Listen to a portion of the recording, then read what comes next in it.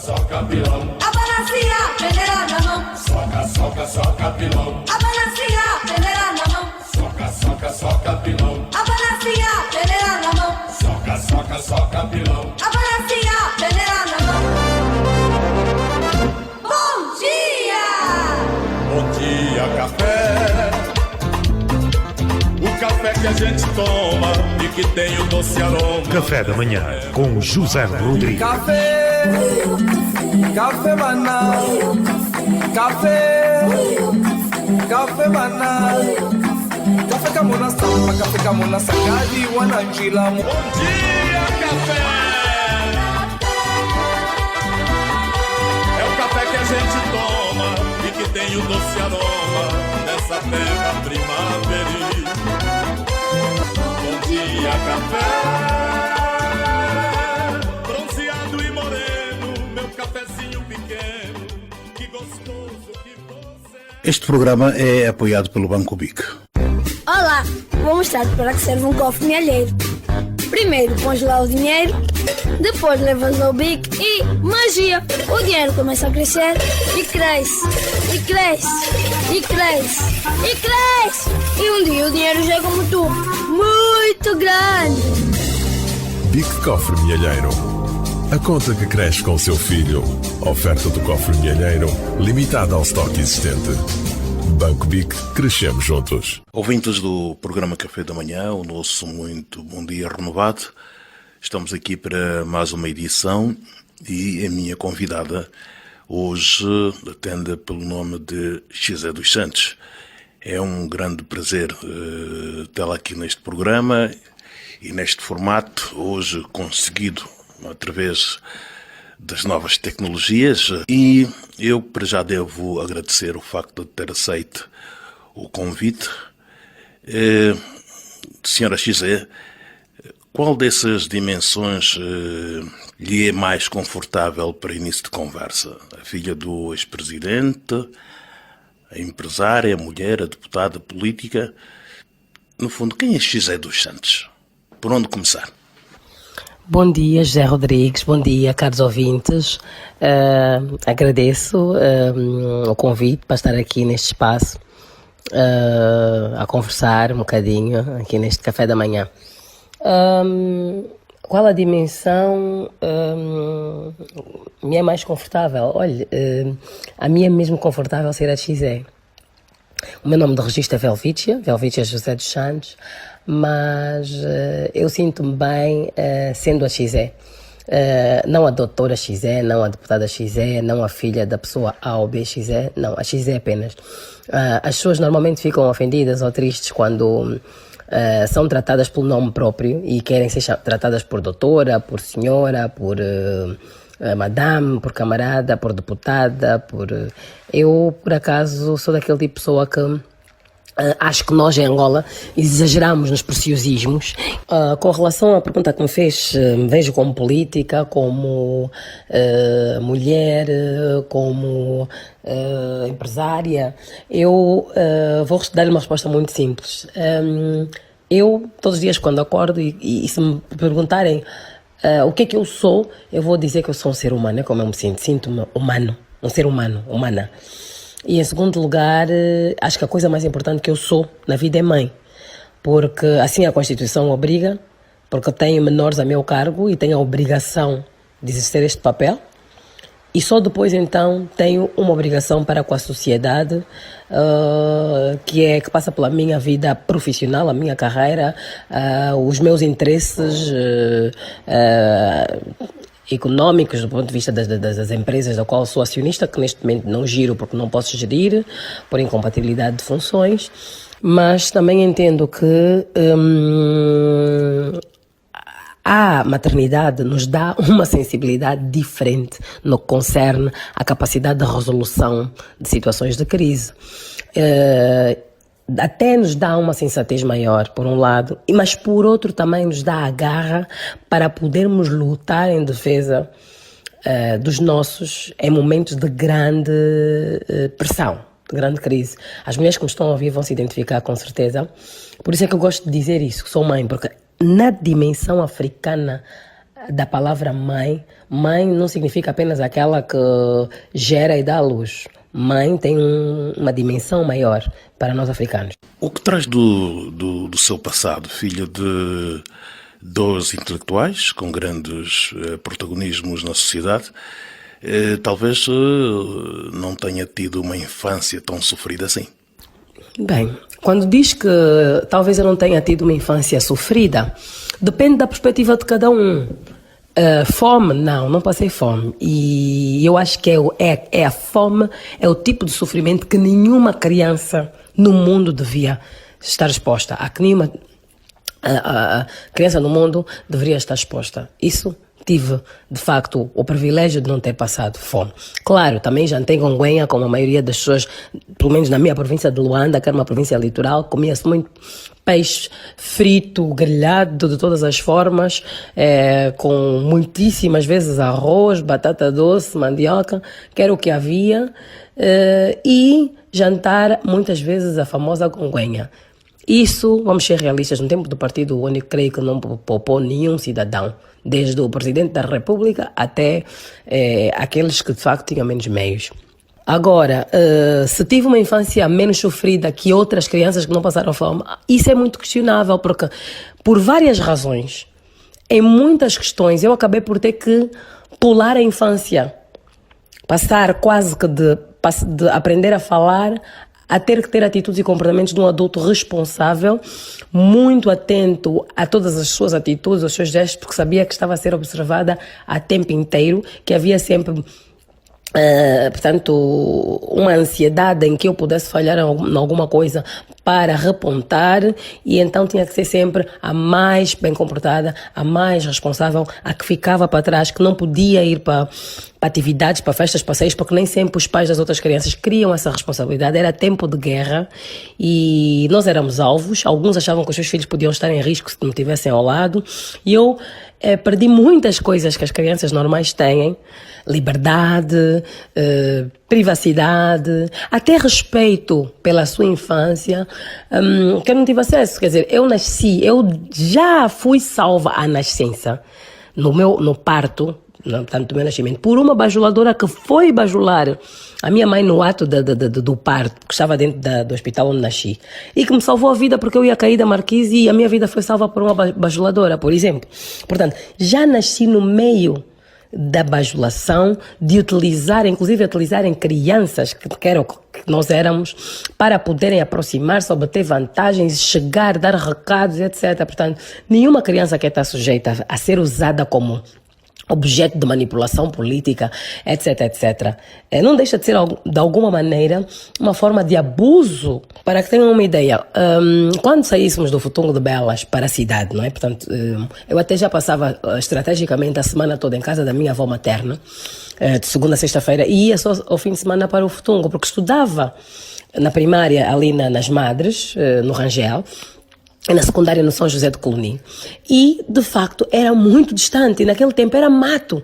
A saída do Futungo para a cidade, ali onde está o multiperfil, era tudo mato. Sair dali no final do dia para Luanda parecia uma cruzada, porque aquilo já era uma base militar. Tinha canhões, um tanque de guerra ao lado da porta de casa. Tinha cancelas com guardas e vários controles, onde tinha que se passar com guardas de AK que punham a bala na câmara cada vez que se passasse por cada controle. E de noite era mato perdido e não se via ninguém, escuridão, até chegar ali já próximo do Morro da Luz, até a Corimba. A rotunda da Corimba era uma escuridão, um mato que metia medo. Se aos adultos metia medo. E depois, não sei se eram orientações, era treino militar. Os motoristas da época eram militares, iam a alta velocidade. Quer dizer, isso são memórias que para uma criança marcam. Inclusive, tive alguns acidentes aí, já capotamos ali na estrada da Samba, pelo menos 2 ou 3 vezes. Vinham com uma tal velocidade. Sim, uma vez, bateram contra as barrocas aí da zona do Jepa, perto do Morro da Luz. Outra vez, capotamos com o carro para debaixo das barrocas da Corimba. Outra vez, quer dizer, aquilo, a própria criança tem noção que está a viver numa situação de alta periculosidade, e parece que havia um motivo pelo qual preferiam quer dizer, ir de noite tinha que ser sempre de noite, ou preferencialmente de noite, a altas velocidades para sair do Futungo para a cidade. Quer dizer, aquilo marca. E depois das melhores memórias que tenho é que acabei por aprender muita coisa com os militares cubanos que lá estavam na base do Futungo e angolanos que também lá estavam. Nós éramos crianças, é natural, as crianças são curiosas, às vezes conseguem sair do quintal de casa e rodar aqueles gabinetes todos. Acabámos por, sem querer, entrar nos gabinetes da Casa Civil e lá ligavam, olha, venham buscar aqui os meninos que está aqui conseguiu vir até aqui, tal. Mas com os cubanos aprendemos, eu pelo menos aprendi dicas que davam de segurança pessoal, do que fazer quando a pessoa é apanhada numa emboscada, o que pode, o que não deve fazer, e acabamos por ouvir muitas vezes, darem orientações, não é, uns aos outros, formação uns aos outros, e a gente cresceu ali, quer dizer, pronto, no fundo cresci numa base militar. Só em 98, quando eu já tinha 20 anos de idade, é que mudamos então para o Palácio. E essas marcas, de alguma forma, afetaram a sua personalidade? Quer dizer, eu já dentro da barriga da minha mãe, a conversa era só MPLA. Era aquela ideologia, o socialismo, e crescemos nesse ambiente, crescemos nesse meio. Não há como a pessoa não ficar afetada. Tanto que eu, aos 4 anos de idade, já andava na pré, porque eu sempre fui uma criança muito precoce e acabei por ir lá com uma tia que dava aulas e andava na pré. E, sem os meus pais saberem, consegui obter o fardamento da OPA e informei-os que tinham que me deixar, que eu tinha que ir ao comício porque eu tinha que participar, que já era da OPA. Não fizeram nada. Obviamente, mandavam para os comícios, ia marchar no 1º de maio, os comícios todos, etc. Fui para o acampamento dos pioneiros e assim comecei, não porque me mandassem, porque eu naturalmente gostava, queria aquilo. E obviamente que as minhas vivências também passaram por tudo aquilo que aconteceu em 91, 92. Eu nessa altura devia ter 11 anos, 12 anos, e aquilo marcou-me negativamente. Todo aquele problema que a minha mãe teve com o MPLA. Acabei por sair do país também. Fiquei a viver fora do país, sempre, obviamente, em contacto e regressando à terra para ver e estar com o pai, e sempre em contacto com o pai, família, amigos. Mas fui viver para o Ocidente. E aí fui vivenciar um tipo diferente de organização de Estado e de sociedade. E comecei então a fazer a comparação daquilo que nós vivíamos em Angola e aquilo que havia nos outros países. Com muitas das coisas que nós vivíamos e até hoje vivemos em Angola são mais positivas, como o calor humano, a alegria, etc., o desenrasque, o espírito do desenrasque, mas por outro lado também nos países mais democráticos no Ocidente também há uma série de outras realidades, uma realidade mais positiva no que concerne das liberdades fundamentais das pessoas, aos direitos das próprias crianças, porque nós em Angola ainda apanhávamos surra fora, quer dizer, se o pai batesse a mãe, na escola avisavam que devia se queixar a professora e o pai e a mãe tinham problemas, portanto, fui fazendo uma série de comparações e vendo o que no nosso país também um dia pudesse ser feito, no sentido das pessoas viverem mais felizes. Fui crescendo nesse paralelismo, obviamente os meios onde nós andamos, as vivências a que nós estamos expostos, moldam a nossa forma de estar. E eu acho que o angolano é especial e é mais criativo por causa das dificuldades que todos nós vivemos no tempo do Partido Único. Porém, eu creio que também há uma certa dificuldade da nossa sociedade em adaptar-se a uma maior democracia, porque essa doutrina do marxismo-leninismo de extrema esquerda que nós vivíamos no tempo do Partido Único ainda está muito enraizada nas mentes e no modus operandi da maior parte dos altos dirigentes que ocupam cargos no nosso país, que, coincidentemente ou não, são pessoas mais velhas, que já passaram em larga escala dos 50, 60 anos de idade e que também já estão a transmitir essas doutrinas e modus operandi a jovens que até ainda só estão na casa dos 20, mas que não tiveram outras vivências e que já estão a aprender esses métodos de ameaçar as pessoas que pensam diferente, de fazer comportamentos de intimidação, de ser intolerante a opiniões diferentes. E eu, quando regresso para Angola, já com 24 anos de idade, já licenciada em produção de imprensa, especializada em produção de televisão, de órgãos de comunicação, eu vim já ciente que em tudo que eu tocasse e tudo que eu fizesse, iria imprimir o melhor de mim, dentro do possível, no sentido de ajudar o país a andar para a frente, em matéria de uma maior democratização, de uma maior abertura, de uma maior tolerância, porque eu não vou negar, aquilo que aconteceu, a doutora Maria Luísa Abrantes, minha mãe, marcou-me muito. As perseguições que eu vi acontecerem no seio do MPLA para pessoas ligadas à oposição, de pessoas da oposição entre si, marcou-me muito negativamente. Se há algo que eu me debater sempre para que seja extinto em Angola, é que nunca mais persiga ninguém por ter uma opinião diferente a outra pessoa, seja política, seja em qualquer matéria. Ainda que a opinião dessa pessoa seja que o governo deve cair e deve haver novas eleições, por exemplo, é um direito constitucional de qualquer cidadão pensar isso. Se ele conseguir convencer a maior parte dos outros cidadãos que isso deve acontecer e os deputados acharem que sim, é um direito que ele tem. Ele não tem que levar surra, ele não tem que ser preso, ele não tem que ser batido, ele não tem que ser nada. E eu não gosto de falar disso publicamente, mas eu sei que há pessoas dos movimentos 15+2 que sabem que eu mexi todas as influências que tinha, que eram pouquíssimas, no sentido de fazer ver também a alguns mais velhos que aquilo não estava certo. Não porque eles não tivessem exagerado quando fizeram aquele vídeo que depois nós vimos, em que incitavam de facto uma desordem que até tinha que morrer mulheres e crianças. Aí eu acho que os revus excederam-se. E talvez por essa razão tenha acontecido o que aconteceu. Mas podia-se ter evitado eles terem chegado a terem essas ideias. Se desde o início, quando começaram-se a manifestar, tivessem sido chamados por um governador provincial da província onde estão a fazer uma manifestação. Olha, mas senhores, vocês vão sentar aqui no conselho, vão escolher um representante, vai sentar-se aqui no conselho provincial, vamos reunir periodicamente. E os senhores vão dar a vossa opinião sobre aquilo que vocês acham que deve ser feito, para corrigir com os meios que nós temos. Os meios são esses. Qual é a vossa opinião? Já não tinham motivos para continuar a protestar.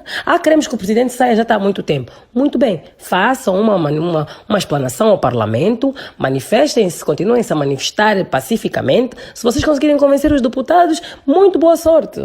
Agora, não era criar aquele clima de intimidação, de guerra, ao ponto de chegarem as coisas onde chegaram. Há hoje na sociedade angolana pessoas que acreditam que há mais liberdade. Há mais liberdade para criticar o José Eduardo dos Santos e tudo que não esteja ligado a João Lourenço. Porque olha, eu sou deputada e fui ameaçada de morte dentro da plenária da Assembleia Nacional. Nunca ouvi falar nenhum deputado que foi ameaçado de morte dentro da Assembleia Nacional no tempo do presidente antigo. Podem ter acontecido outras coisas, mas se há deputado que fugiu do país, se há deputado que tem medo de falar, então melhorou o quê? Melhorou a possibilidade das pessoas falarem mal de Eduardo Santos, que isso é que o próprio Presidente da República atual promoveu e aplaude e quer. Mas isso, não será isso uma nova forma de majulação? A meu ver, essa melhoria da liberdade de expressão não é algo que nos está a ser dado pelo Presidente da República nem pelo Governo, é algo que os cidadãos estão a conquistar. Porque era óbvio que o José Eduardo Santos, por ter entrado no poder, como entrou com a morte do Presidente Agostinho Neto, em tempo de partido único, em tempo de pena de morte, ter tido a legitimidade de nos dar a paz, era alguém que nós tínhamos mais dificuldade de enfrentar. Porque vinha-se com uma cultura do medo que já tinha sido deixada do tempo de Agostinho Neto, do 27 de maio. E com essa mudança em que o próprio presidente Eduardo Santos reconhece que houveram erros, que ele próprio diz que vamos corrigir o que está mal, é o próprio presidente Eduardo Santos que na altura já estava a dizer que as pessoas agora tinham que falar. E o atual presidente também vendeu essa campanha, mas na prática as coisas são diferentes. Por que é que eu estou fora do país? Por mais que haja atestados médicos e etc, todo angolano sabe por que eu estou fora do país, é porque há liberdade de expressão. Ainda voltando à questão dos revus, nunca ouvimos o pensamento do presidente Eduardo dos Santos, que por sinal é seu pai. O que é que ele pensava sobre o assunto?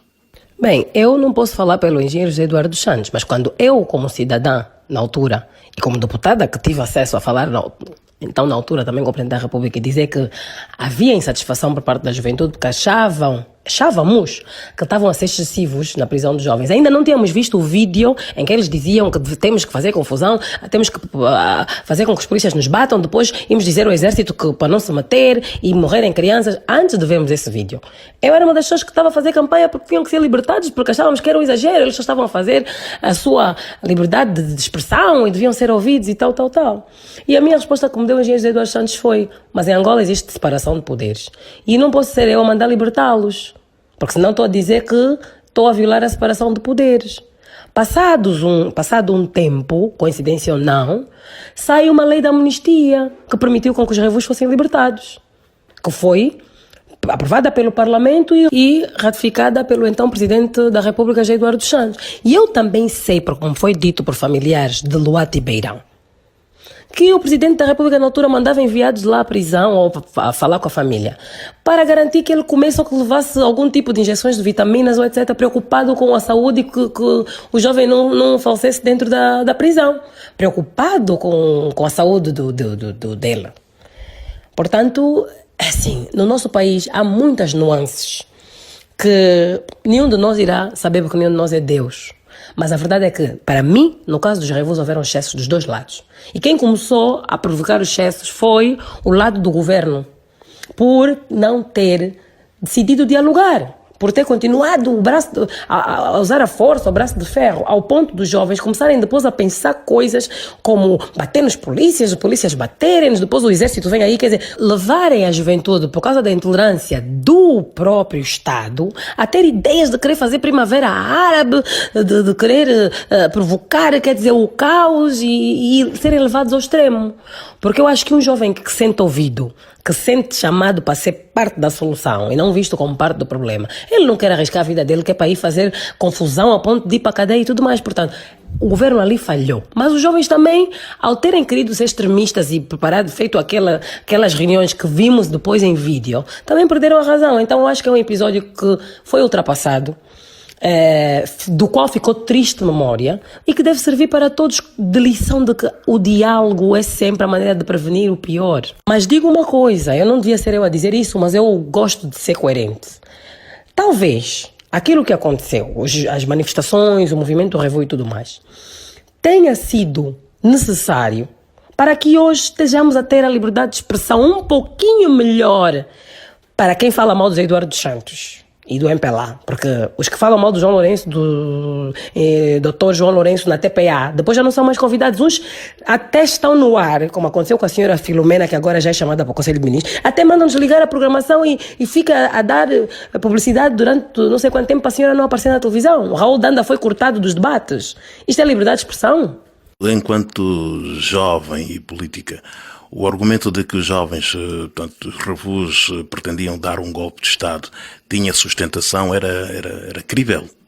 É assim, por aquilo que eu acabei de dizer, depreende-se que a leitura que eu tenho, que era a leitura que todos tínhamos, desculpa, mas não vamos também ser ingênuos, eles queriam provocar uma queda do regime, eles queriam fazer uma primavera árabe. Já nas últimas, quando vimos o vídeo dos jovens a fazer o plano, era exatamente o plano e a estratégia que levou a que a Primavera Árabe acontecesse o que aconteceu no Egito e em outros países, na Tunísia, etc. Eles queriam provocar aquilo para fazer cair o governo com uma revolução. No final queriam isso. Mas queriam isso por quê? Porque andaram a tentar ser ouvidos, andaram a tentar manifestar-se, e ninguém sentou para conversar com eles. Porque no nosso país, devido também à cultura africana, que deve evoluir, ninguém ouve os mais novos, os mais velhos acham que são donos da razão e não têm que ouvir ninguém. E depois acontecem essas coisas. Veja o meu caso. Olha a situação em que está o MPLA face José dos Santos. Há necessidade disso? Não se pode dialogar? Olha, e uma coisa de que eu me orgulho muito, porque perguntou-me se aos 40 anos de idade ter tido as vivências que eu tive também moldam o meu caráter, a minha personalidade. Uma das coisas que eu me orgulho muito mesmo é ter acontecido uma grande divergência entre a minha mãe e o partido MPLA, ela ter saído do MPLA e ter se tornado uma pessoa vista pelo MPLA como opositora ao regime. Porque eu aí aprendi na prática a ter que viver em democracia, porque tinha pai e mãe que muitas vezes estavam em lados diferentes completamente de uma matéria. Eu sou do MPLA, portanto estava do mesmo lado que estava o meu pai, mas adoro a minha mãe. Tive que aprender a viver e conviver na diferença, na unidade, na diversidade, na prática. E talvez por isso, e os meus colegas da oposição não me deixaram mentir, desde que eu entrei em 2008, sempre olhei para os colegas deputados da oposição com o mesmo respeito, a mesma consideração, que olho e olhava para os meus colegas do MPLA. Por alguns até, um ou outro da oposição, que me tratavam de facto extremamente bem, até passei a ter mais consideração por outros do meu partido, que me destratavam porque, sabe que no nosso partido, quando nós temos um problema com alguém, estendemos o problema a mães, filhos, pais, etc. Então, quer dizer, não gosto da Miluxa porque essa filha da Miluxa é suspeita e tal, não sabemos em que lado está, esta miúda, não sei o quê. Outros, está aqui para ouvir, vai dizer ao pai, porque até os que foram exonerados pelo engenheiro Eduardo Santos já não podiam olhar para a minha cara, etc, etc. Com a oposição nunca tive esse problema. Por acaso nunca tive esse problema. E sempre me dei bem com todos. Quiçá também por causa dessas minhas vivências. Acabei até porque as pessoas trabalham juntas, convivem juntas e não está escrito no Estatuto do MPLA que é proibido ser amigo de pessoas da oposição. Tornei-me até amiga, bastante amiga de pessoas da oposição, que nos momentos difíceis da minha vida, se calhar estiveram mais presentes para me dar uma palavra de solidariedade de amigos, do que alguns que sentavam ao meu lado do MPLA, porque quem sentava ao meu lado era o camarada Kunonoka que andou-me a fazer as ameaças. E depois a seguir, como prémio, ainda foi para presidente do grupo parlamentar do MPLA, por exemplo.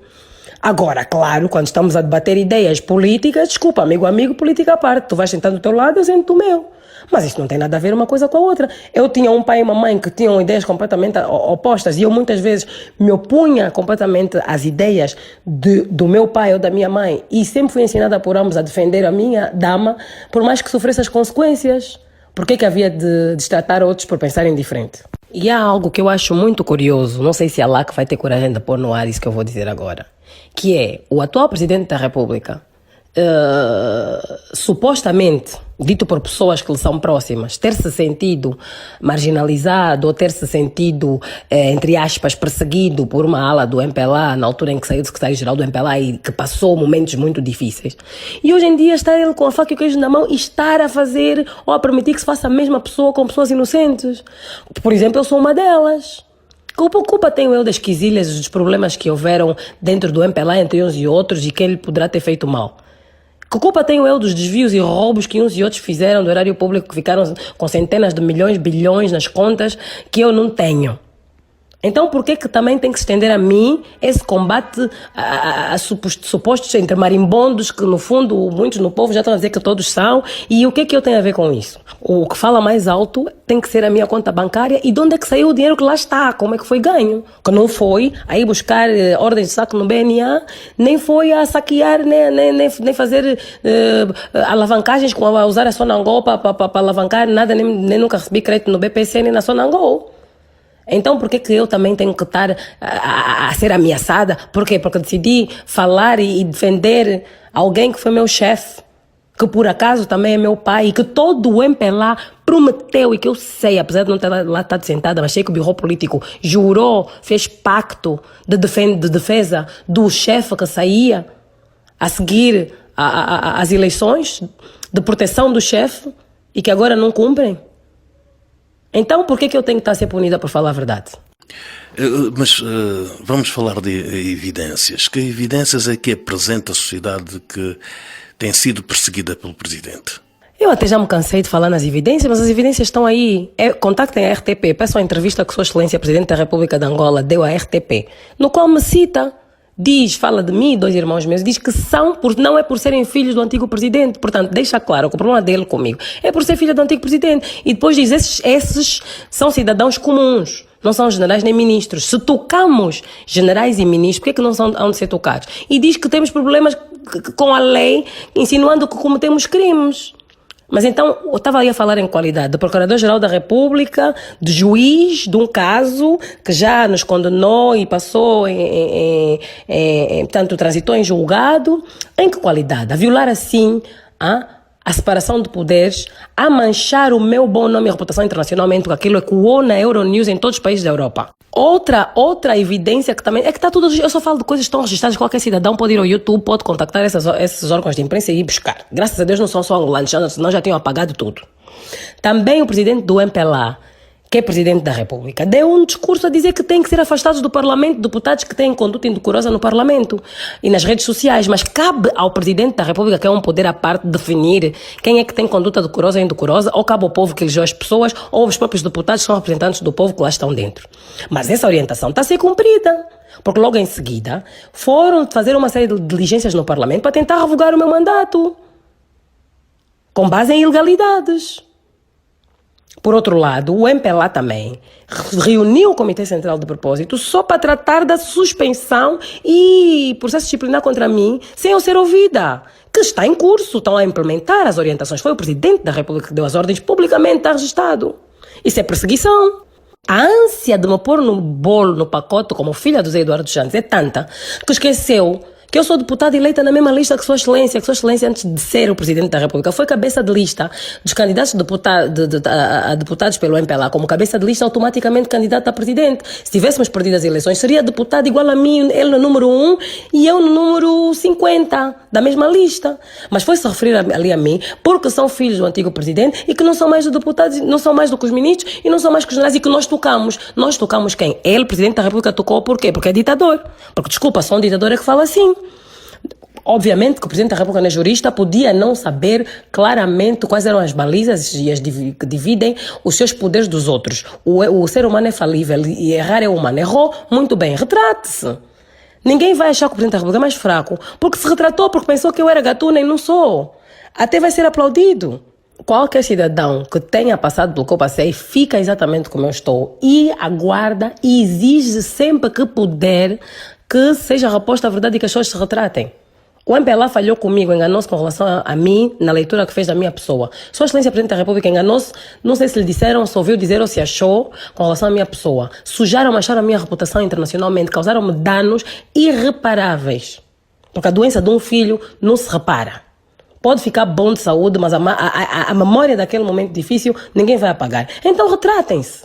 Devolvam-me a minha dignidade que me tentaram roubar. Porque senão eu hei de lutar por ela até as últimas consequências. Custo custar e vou continuar a fazer confusão, é normal. Qualquer cidadão tem esse direito. E eu sou uma cidadã como os outros. Acredita que o país terá sido saqueado ou não? Na minha opinião, houve um saque descarado e generalizado a todos os níveis no nosso país. E que não foi 1, 2, 3 nem 4. Só que cada um aproveitando-se da posição de serviço. João Paulo Ganga uma vez disse na TV Zimbi, eu concordo com ele. Criou-se uma cultura de que cada um aproveitava-se da posição em que estava para comer não sei o que com o cabrito como não está amarrado. Que é para beneficiar-se assim, não sei quantos, etc, parentes, etc, em prejuízo do bem maior e do bem comum. Esta é a minha opinião. Foi generalizado. Houveram exceções, mas aqueles que não fizeram foram exceções.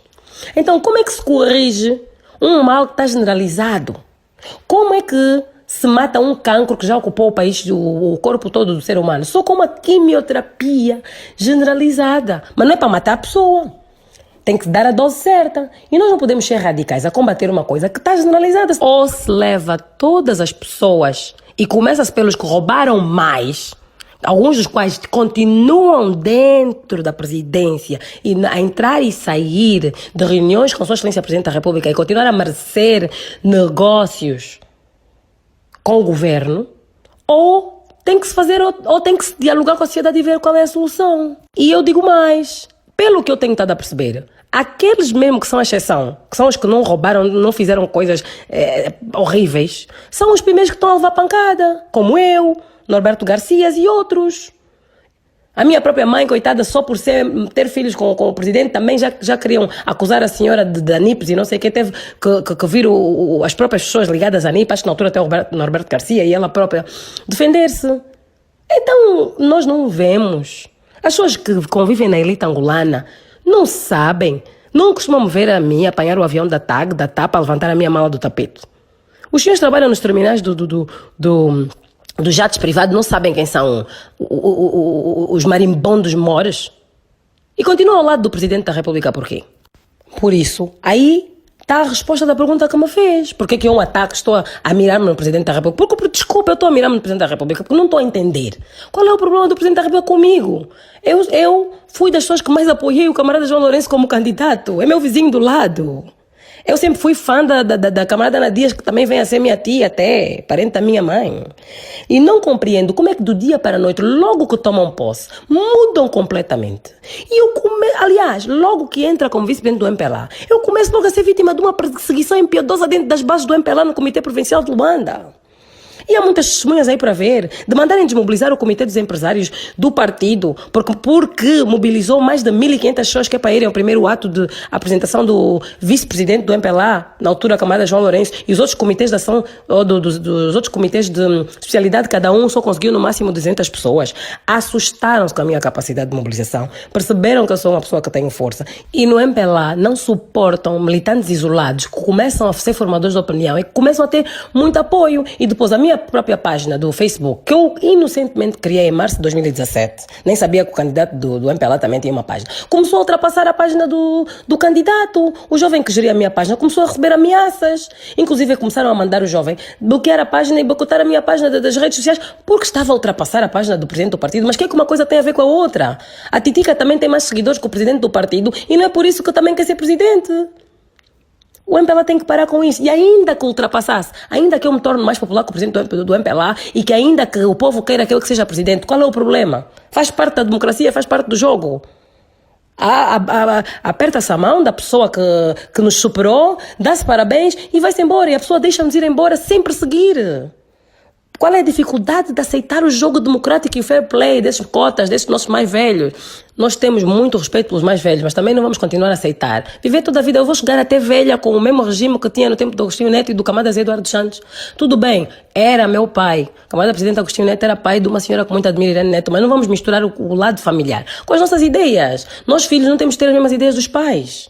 Nós também queremos ver Angola como as outras democracias plenas, totais. Se for votado por deliberação, que, olha, nós já não lhe queremos mais aqui porque foi eleito, foi votado, foi deliberado, eu vou aceitar. Como aconteceu, olha, aquele senhor, o Dr. Chivuco Vuco, foi tirado da casa CE, aceitou a sua deliberação que foi feita, foi criar o partido dele. É o jogo democrático. Lutem com as armas que existem. Escusam de estar a usar as posições de força e de poder para cometer abusos, para manipular as instituições e servir a interesses pessoais. Querem poder a todo custo por quê? Para quê? Não vemos que isso não é correto, não dá certo, não acaba bem, não é bom. Não acha que estes aspectos são muito periféricos à política, terão mais ou menos seguidores nas redes sociais? Olha, são aspectos periféricos, estou de acordo. Mas a verdade é que Barack Obama foi através das redes sociais que começou a financiar-se para ser candidato a presidente dos Estados Unidos da América. E lá chegou assim. E fez muito bem a gestão da sua imagem através do seu trabalho como presidente da República, mas as redes sociais foram um grande apoio. Jair Bolsonaro chegou à presidência da República, era um deputado desconhecido da maior parte dos brasileiros, chegou à presidência da República porque ficou conhecido com ilustres áudios WhatsApp. Donald Trump, a mesma coisa. Eu não estou a dizer que eu quero fazer isso, mas suponho que seja por isso que ficaram assustados comigo.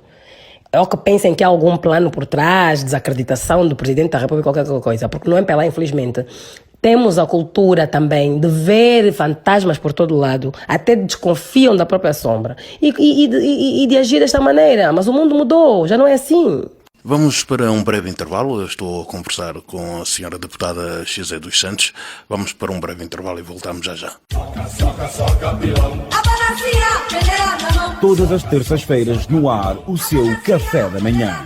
José Rodrigues convida-o para um breve intervalo.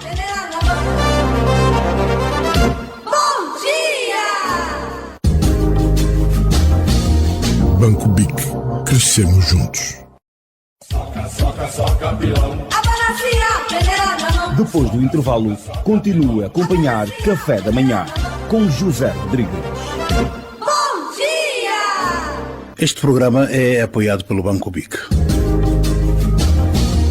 Banco BIC. Crescemos juntos. E continuo aqui a conversar com a deputada Xizé dos Santos. Vamos continuar a conversar.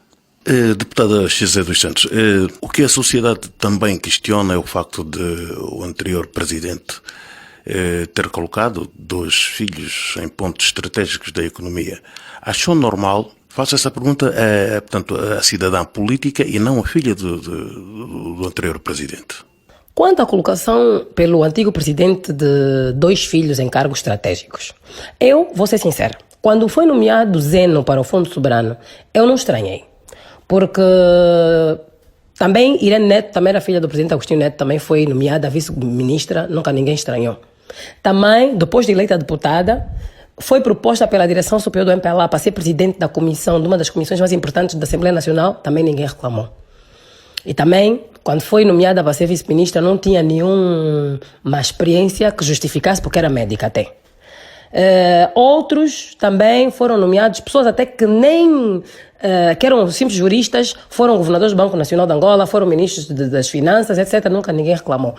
Não era por ser filho que não havia de ir, e já foi gente muito mais incompetente que o Zeno, para cargos muito mais importantes que aquele que ele foi. Nessa altura, eu não vi mal nenhum, por acaso.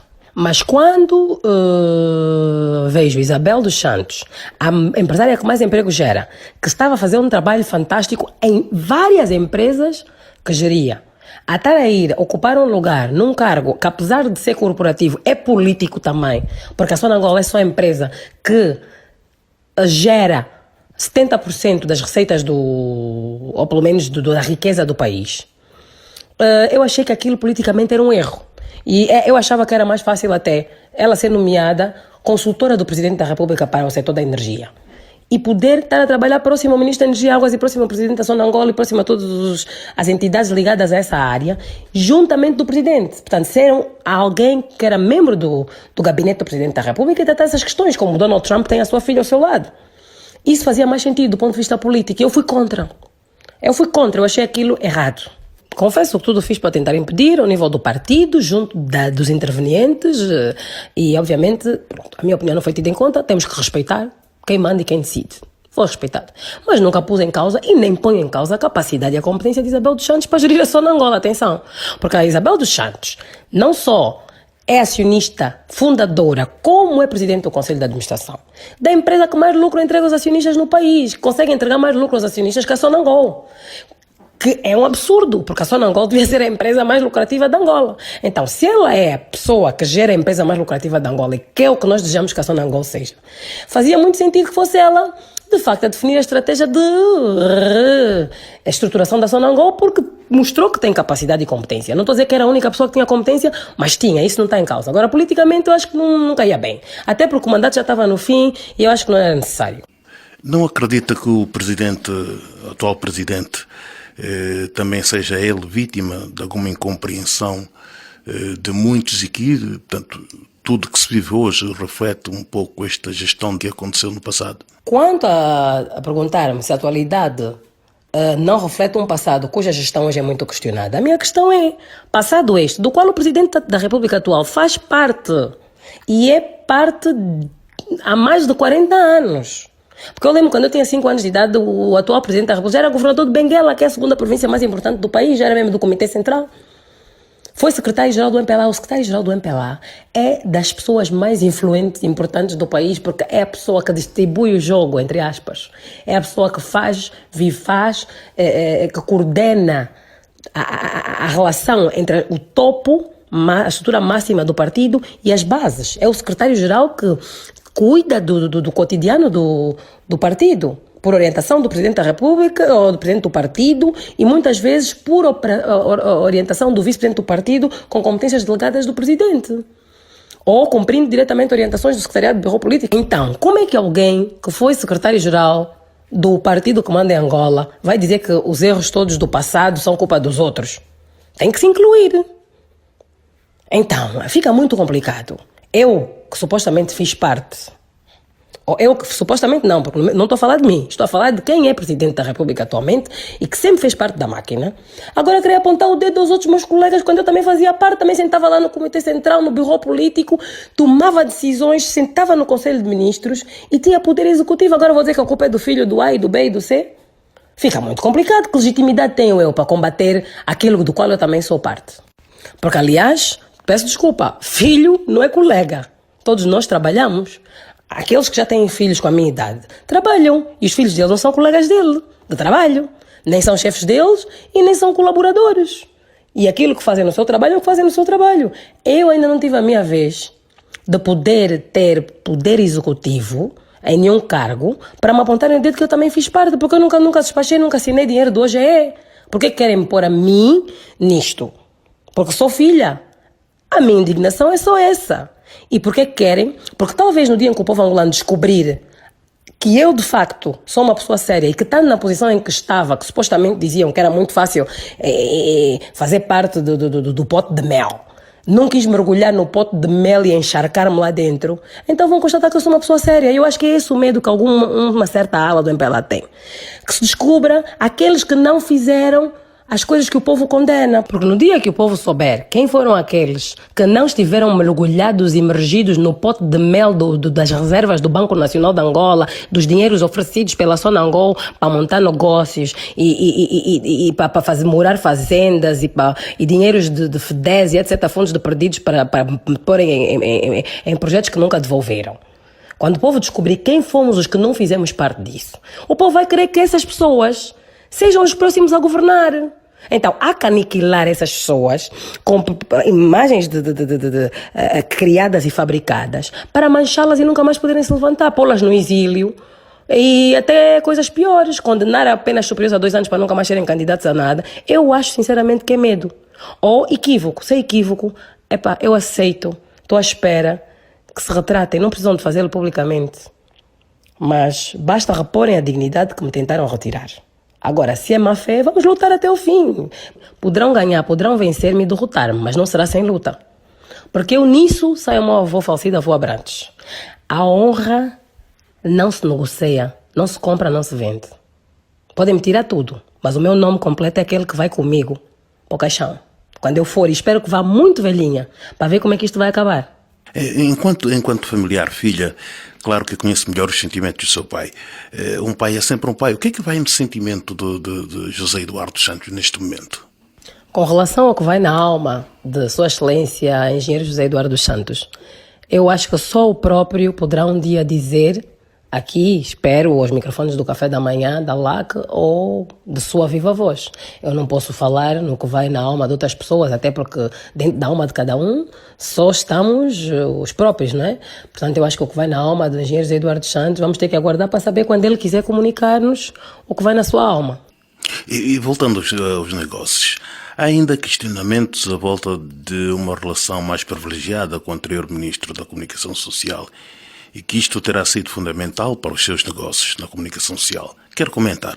Olha, com relação a... Eu acho que se o então ministro Manuel Rabelais tivesse a mais vaga ideia daquilo que estava dentro da minha cabeça para fazer na TPA 2 e a TPA Internacional, ele jamais teria nos adjudicado, ou autorizado, porque quem adjudicou foi a TPA, foi diretor na altura da TPA. Fernando Cunha. Mas se o ministro na altura tivesse uma ideia daquilo que seria o projeto TPA2, ele não teria adjudicado aquele contrato. Ele só adjudicou o contrato porque achava que era uma coisa pequena, que eu não ia conseguir fazer aquilo. E entregou até a rir, a dizer, você vai conseguir, vai fazer isso tudo, está a dizer, ok, está bem, dou-lhe 6 meses para fazer. Se daqui a 6 meses não fizer, vamos anular. O ministro não acreditava que aquilo ia sair do papel, nem estava a ver o que ia sair dali. Quando o projeto vai ao ar, o próprio ministro ficou estupefacto, boquiaberto. Não queria acreditar. E a partir daí, coincidentemente, começaram todos os meus problemas, porque na altura em que aquilo começou a ser um sucesso, coincidiu mais ou menos à altura da tomada de posse dos deputados. A tomada de posse dos deputados foi meses depois. Começou uma guerra impiedosa contra mim como deputada e tudo mais, com julgamentos populares animados pela, na altura, secretária-geral do Sindicato de Jornalistas, Luísa Rogério, que me acusava que tinha privatizado a TPA a meu favor, que o Presidente da República na altura tinha oferecido a TPA aos filhos, já estava registrada em nosso nome. Era privatização. Julgamento popular, Rádio Eclésia, Rádio Despertar, Semanário Angolense, guerra, confusão, o assunto foi para o Parlamento, inquéritos, chamarem o ministro para o grupo parlamentar, etc, etc. Eu acabei por adoecer, grávida, ficar mal, quase a morrer.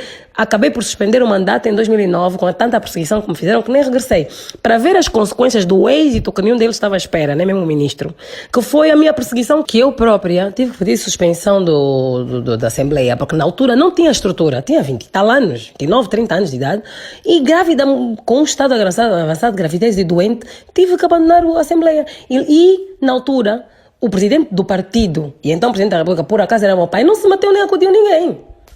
Portanto, família trabalha à parte. As pessoas acreditam que a deputada Xizé dos Santos tem a mira muito apontada ao presidente João Lourenço. As pessoas dizem, Xizé dos Santos está contra o presidente da República. Não. Eu não estou contra o presidente da República. Eu estou por Angola, eu sou do MPLA e eu sempre apoiei a candidatura do camarada João Lourenço. Eu saí do exterior do país onde estava gravemente doente, que mal andava, e há muitos militantes que sabem disso porque viram. Fui coxa fazer campanha, o que pude fazer porque estava mesmo muito mal de saúde. Partilhei várias atividades de campanha nas redes sociais, tudo mais, em apoio ao então candidato a presidente da República. Uma coisa não tem nada a ver com a outra. Agora, eu não posso apoiar um chefe que me diz atira-te da janela do 10º andar. Olha, atira-te da janela do 10º andar. E eu vou dizer, tá bem, então eu apoio a camarada presidente, vou-me atirar, peço desculpa. Um chefe que faz declarações públicas que destrói a minha imagem internacional, a minha reputação internacional, e eu vivo da minha reputação, porque enquanto investidora, que neste momento não posso dizer que sou empresária, não estou a gerir as minhas empresas, mas enquanto investidora, os meus ativos dependem da reputação dos beneficial owners, portanto, dos beneficiários finais daquelas aplicações. Isso dá congelamento de contas bancárias, dá bancos a dizerem que não querem fazer negócios com a pessoa, dá cidadãos e pessoas fornecedores afastarem-se. Então eu vou permitir que um chefe me suje a minha imagem assim gratuitamente e não vou revidar no mesmo fórum em que ele o fez para limpar? Faria o meu vez, não há cargo nenhum no mundo que me faça engolir uma situação dessas. Eu prefiro limpar o chão com dignidade do que ficar manchada para dizer que continuo a ser deputada porque o meu chefe não gosta que a pessoa se defenda. Não posso aceitar. O que é ver o país a partir do estrangeiro onde vive? Olha, por acaso falam-me de estar no estrangeiro. Tem graça que a primeira vez que eu saí de Angola, também saí por um período temporário, porque a minha mãe estava a viver uma grande perseguição por parte de um setor do MPLA. Portanto, se já me posso considerar exilada, que eu acho que não, porque ainda não estou fora a tempo suficiente, ainda me considero residente em Angola. Mas se isso acontecesse, já seria a segunda vez que me acontece. Pelas mesmas razões. Portanto, se há cidadão que sabe o que é perseguição em Angola, sou eu, aprendi criança.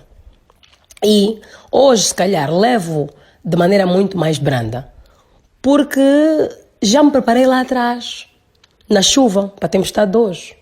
Com aquilo que eu vi acontecer ao meu pai, preparei-me um pouco, a minha mãe, aliás, preparei-me um pouco o que está a acontecer ao meu pai e a mim. Portanto, eu sinceramente, por enquanto, ainda não me considero exilada. Considero-me alguém que está em divergência com um partido, alguém que tem razão, porque numa divergência entre um superior hierárquico e um inferior hierárquico, não é sempre o chefe que tem razão. Desta vez, peço desculpa, eu tenho razão, eu só me defendi.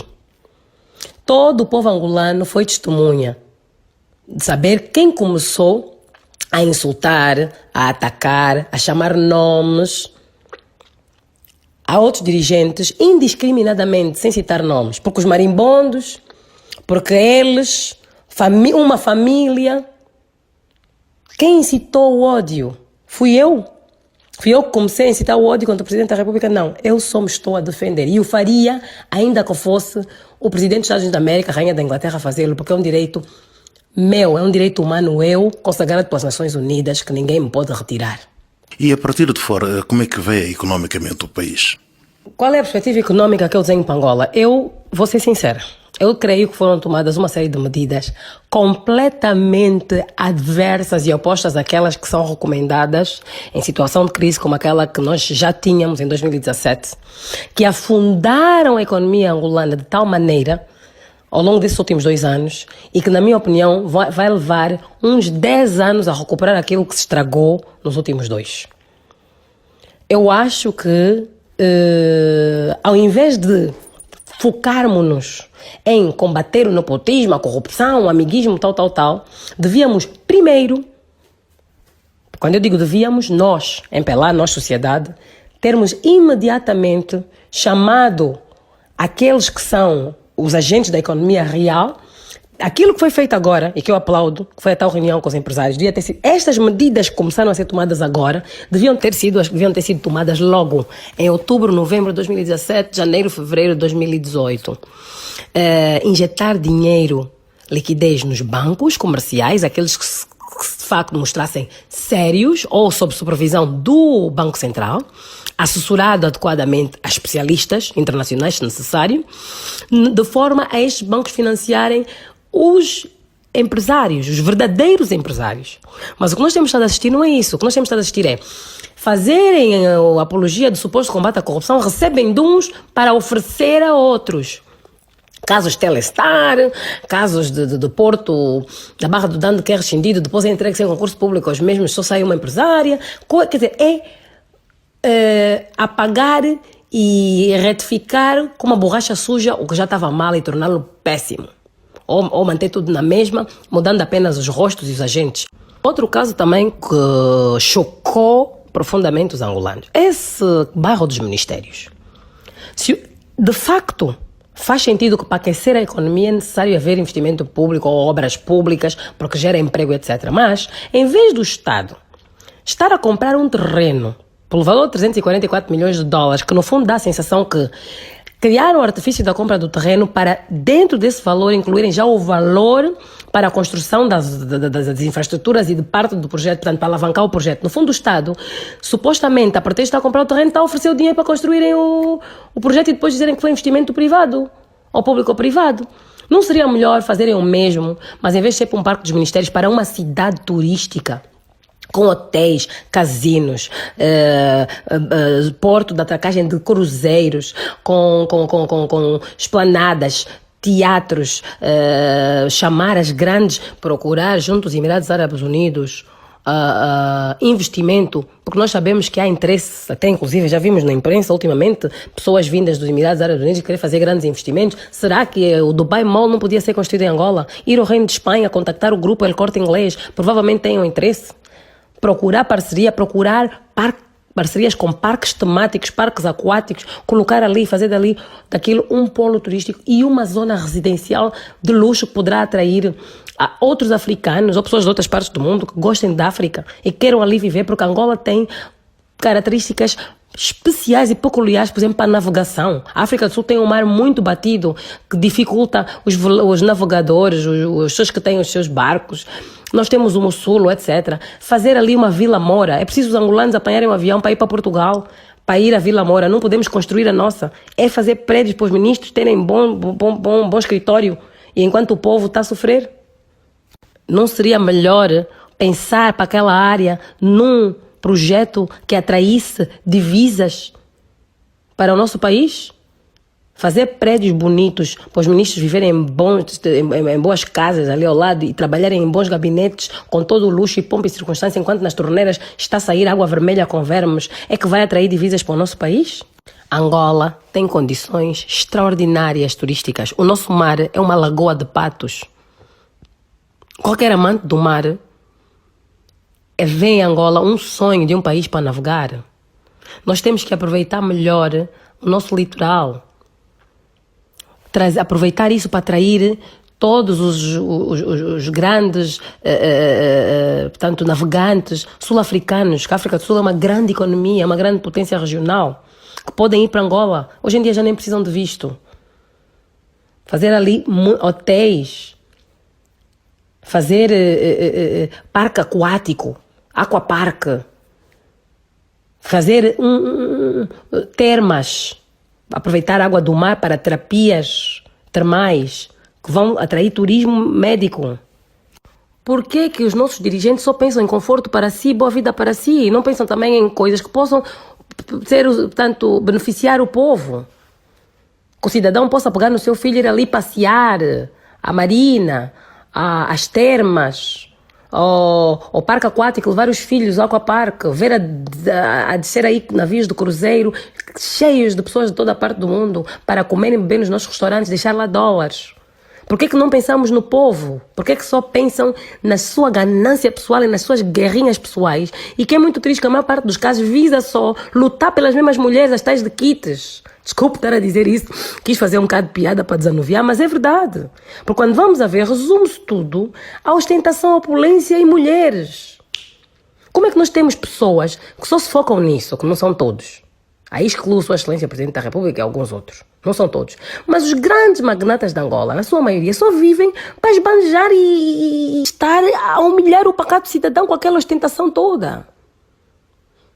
Quer dizer, fazem casas no Mussulo, que até, quer dizer, em Angola não existe nenhum resort aberto ao público, com a dimensão das casas que alguns camaradas têm na ilha do Mussulo, que nem água potável tem. É tudo com desalinizadoras e etc. Qual é a ideia megalómana e faraónica dessas pessoas?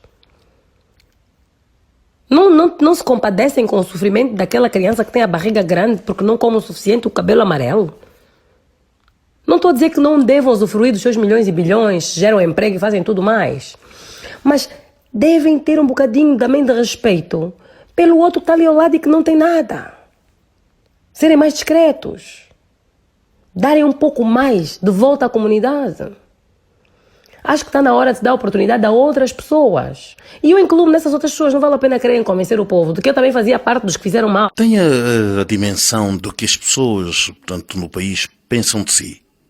Olha, eu, por ter essa ideia do que as pessoas pensavam de mim, ter-me apercebido, e porque vi que o meu pai já não estava numa posição em que eu poderia comprometer, aliás, a ele não, ao Estado, comprometer o Estado ao pronunciar-me, então decidi abrir, de facto, as redes sociais, porque eu até 2015, 2016, nem sequer estava nas redes sociais, nem sabia utilizar o WhatsApp, nem Facebook, não sabia usar nada disto. Mas decidi, quando vejo a transição a começar a acontecer, dar-me a conhecer, porque percebi que não eram as pessoas que estavam a criar sozinhas a imagem que tinham de mim.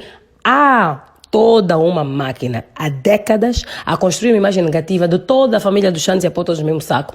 Como se fosse um regime, uma coisa tipo, acabou o Saddam Hussein, parte-se a estátua, parte-se tudo e limpa-se tudo. Como se Eduardo Santos fosse o Hitler e tudo que assiste está associado fosse negativo. Desculpa, comigo não irão conseguir fazê-lo, porque assim, a Constituição é muito clara, somos um país soberano, cada cidadão é um indivíduo, eu sou uma pessoa ainda jovem e ainda não tive a minha vez de mostrar ao povo angolano o que é que eu sou capaz de fazer. E felizmente, e graças às redes sociais, e um dos maiores sonhos da minha vida é um dia conhecer o Sr. Mark Zuckerberg para lhe apertar a mão e dizer muito obrigado, eu tenho conseguido através das redes sociais e que já me tem rendido a alcunha de maluca, etc, etc, e que eu ignoro completamente. Vou continuar até sentir que todos os angolanos sabem quem é José dos Santos de facto e que me conhecem pelo que eu sou. Eu vou conseguindo de facto mostrar aquilo que eu valho e tenho tido muito apoio, felizmente. Não acha que se tem vitimizado bastante? Olha, se o senhor tivesse já estado, entre aspas, tecnicamente no exílio 2 vezes e tivesse a falar como eu estou a falar, eu iria, e se lhe dissessem que estava-se a vitimizar, aceitava? Então, se eu me estou a vitimizar, o que é que eu estou aqui a fazer? Por que eu não estou sentada no meu gabinete na Assembleia Nacional? Por que já fui substituída na vice-presidência do Grupo Mulheres Parlamentares e tendo as minhas colegas alegado que por motivos de saúde eu não me apresento lá?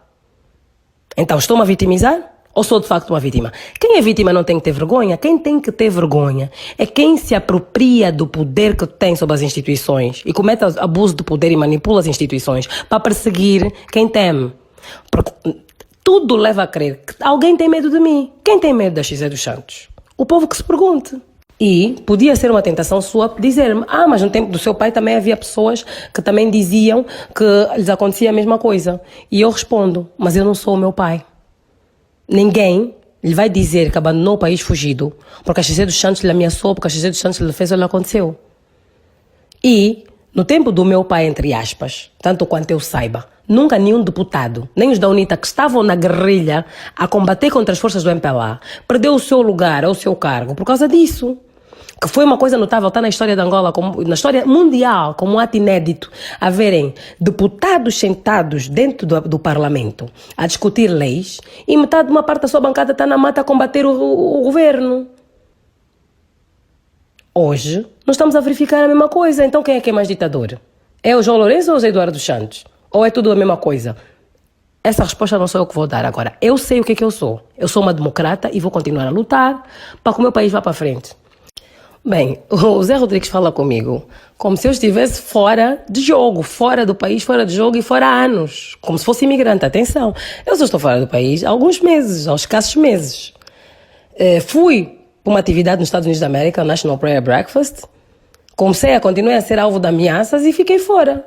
A aguardar garantia de segurança para regressar, a aguardar que se normalize as instituições e que se passe a respeitar, de facto, a separação de poderes. Mas, tecnicamente, eu não estou fora. Eu mantenho o meu mandato de deputada. Fui apenas substituída no cargo de primeira vice do Grupo de Mulheres Parlamentares, cujo mandato também é um mandato de 2 anos e meio, não é um mandato que dura toda a legislatura.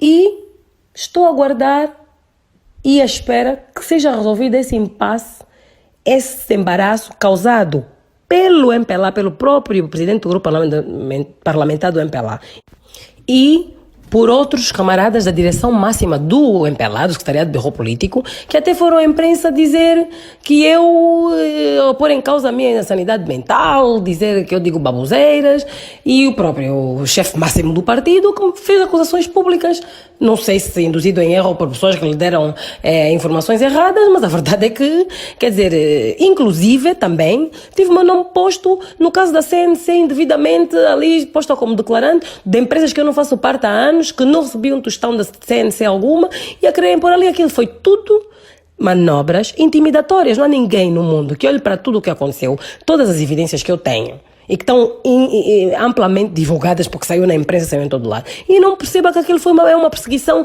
absurda e impiedosa.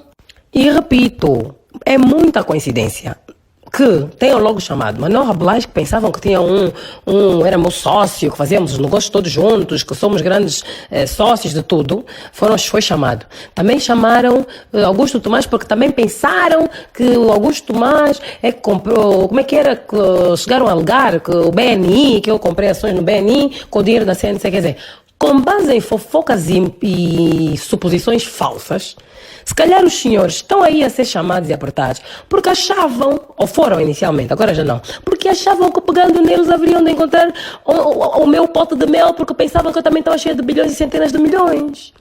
Porque tinham-me como alvo, sim senhora. Entre outras pessoas, não sei, mas tinham. Porque eu incomodo. Desculpa, vamos ser realistas, todos os militantes do MPLA já deram conta que eu incomodo Sua Excelência, meu chefe presidente do partido. E eu não gostava que fosse assim. Eu não gostava que tivessem medo de mim, porque nunca me tinha passado pela cabeça, jamais, chegar a lutar pelo cadeirão máximo, nem do MPLA, nem da República, nem coisa alguma. Mas quando a perseguição é tão grande e tão forte, e pessoas tão poderosas estão a movimentar um comitê central inteiro só para deliberar a minha suspensão, eu começo a pensar que se calhar é possível um dia ser presidente do país. Não estou a dizer que eu quero, mas para estarem com tanto medo é porque deve ser possível, eu é que ainda não dei conta. As pessoas é que plantam as coisas na cabeça do militante. Eu, sinceramente, acho que o diálogo é a melhor via para tudo. Acho que o país tem que estar acima disto tudo. De parque de ministérios, de perseguição A e a B. Eu acho que há que se dialogar com a sociedade e ver formas de se ultrapassar tudo isto e focar-nos no que é mais importante e ultimamente parece que têm começado a fazer. Capacitar os empresários. Qual é o segredo de tanta exuberância? Quando fala em exuberância no caráter, na postura, ou fala em exuberância de forma física? Sempre jovem, sempre bonita. Bem, com relação à minha autoestima, eu acho que toda criança que teve amor, todo adulto que em criança teve amor, tem autoestima. E eu, felizmente, tive muito amor do meu pai, muito amor da minha mãe, muito amor da minha família. Sempre tive amigos de pequenina, continuam a ser os mesmos. A maior parte até são familiares. E eu acho que a autoestima das pessoas vem daí, vem do amor que elas têm. Com relação à forma física, eu acho que deve ser mesmo sorte genética, não é? Deve sair a minha mãe, que a minha mãe também é uma pessoa que sempre foi muito bem conservada e sempre pareceu muito mais nova do que é. A mim ninguém me dá... Quando eu digo que tenho, quer dizer, quando eu pergunto a minha idade e digo que sou muito mais velha do que pareço, as pessoas no máximo dão-me 35 anos, dão-me entre 31 e no máximo, quando eu digo não, muito mais, dizem não, 36, mas como quem diz não, não pode. Portanto, eu acho que isso é herança genética mesmo. Sim, acho que herdei mesmo da doutora Maria Luísa Brantes e do meu avô, falecido avô Abrantes. Se bem que do lado do pai, também, pronto, meu pai também é uma pessoa que sempre fez desporto e etc. E depois também começa a ter alguns cuidados com a alimentação por uma questão de saúde, não é? Por exemplo, o óleo de palma agora já uma vez por mês só. Fungo de bombom agora também só uma vez por mês. O resto do mês, uma vez por semana, só se for de milho e com um molho assim de suma, mais leve. Um peito alto, mas feito com pouca gordura, e a carne vermelha também é só uma vez ou duas por semana. Mais, por exemplo, o mufete, mas com feijão sem ser de óleo de palma, o peixe grelhadinho, a batata doce, mandioca. Quer dizer, evitar os fritos, evitar o óleo de palma, que faz muito mal. Não beber muito álcool. O álcool é algo que eu bebo uma vez por semana, talvez uma taça de vinho leve. Evitar os excessos mesmo. Como estão os seus projetos filantrópicos? Bem, o Tea Club está num bom momento. Tem parcerias agora também internacionais.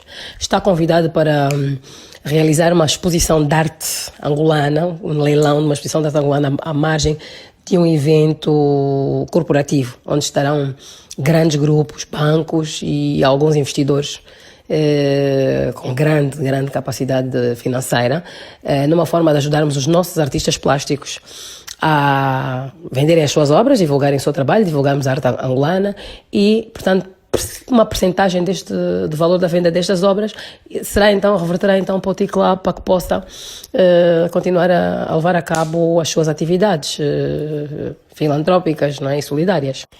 Nesta fase é o que o Tea Club está a fazer, para além daquele trabalho que já faz e continua a fazer ao nível nacional. O Força Mulher continua. Hoje está para começar um novo curso de confeitaria com zungueiras. Também temos uma palestra a ser preparada sobre fertilidade, proteção, portanto, questões ligadas à reprodução, prevenção da gravidez precoce, conselhos a casais sobre, portanto, formas de evitar filhos indesejados, etc., que também vai arrancar brevemente. Portanto, o Tea Club continua as suas atividades. Estamos já a preparar o festival do ano que vem, que leva tempo. Em dezembro temos sempre as nossas ações solidárias, sobretudo junto de famílias carenciadas e crianças. E o Tea Club continua, mas o que está a ser muito interessante está mesmo a ser a expansão dos contactos internacionais do Tea Club, que vão permitindo a divulgação, sobretudo, da arte e cultura angolanas, que é o que o Tea Club gosta de fazer fora, e também fazemos muito atividades que visam incluir as nossas comunidades locais, na nossa diáspora, com comunidades locais, também visando o combate ao racismo, a inclusão social, e temos feito em parceria com associações noutros países. Senhora Deputada Xizé dos Santos, muito obrigado por esta conversa hoje aqui neste café da manhã de terça-feira. Já agora, como é a sua agenda diária depois deste café? O que é que vai fazer? Bem, o meu trabalho político não para. Começa desde que eu acordo até que vou dormir. Como o faço, não vou partilhar, porque lá está, o segredo é a alma do negócio, mas o meu trabalho político começa desde que eu acordo até eu ir dormir. Portanto, quando terminamos, interrompi-o para continuar fazer esta entrevista, interrompo-o para cumprir as minhas obrigações domésticas, de mãe, mas para mim não tem domingos, sábados e não há horas para trabalhar. Portanto, eu neste momento estou dedicada a 100% ao meu trabalho político, e faço com os meios que tenho e como posso, mas faço e estou muito ativa, e é o que eu vou fazer quando acabarmos a nossa entrevista. Então, muito obrigada, nossos ouvintes, estamos juntos e até breve. Muito obrigada por este bocado. E pronto, amigos ouvintes, assim termina este programa Café da Manhã. Hoje, terça-feira, a minha convidada foi a deputada Xizé dos Santos. Voltaremos na terça-feira. Acabamos de apresentar o programa Café da Manhã, edição LAC, entrevistas de José Rodrigues. Bom dia! Banco BIC. Crescemos juntos.